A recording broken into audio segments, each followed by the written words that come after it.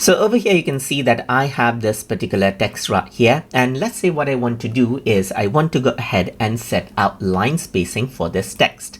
So to do that, I can go around over here onto the top, and you can see that I can go around over here, and you can see that I have the line spacing option right here on the top.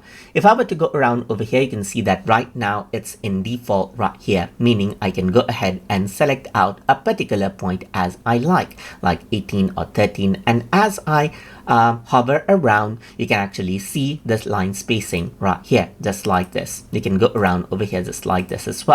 Apart from that, you can also go ahead and select out other option, like right now it's in exactly right here, just like this. You can even go ahead and type in, let's say for example, 9.5 to be exact as well. Apart from that, if I were to go around over here onto percentage, then you can go ahead and see that you can set out the percentage as per the height as well, just like this. So now this is what you have right here. So now you can see that I can go ahead and choose a particular percentage value right here, just like this, and then the height is set accordingly.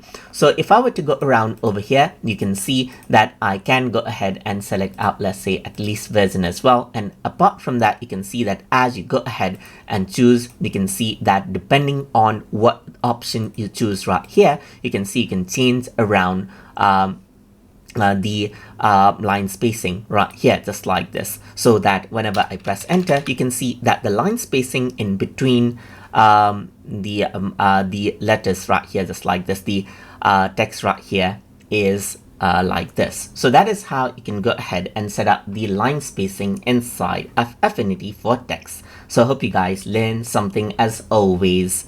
And as always, please like, comment, share, and subscribe.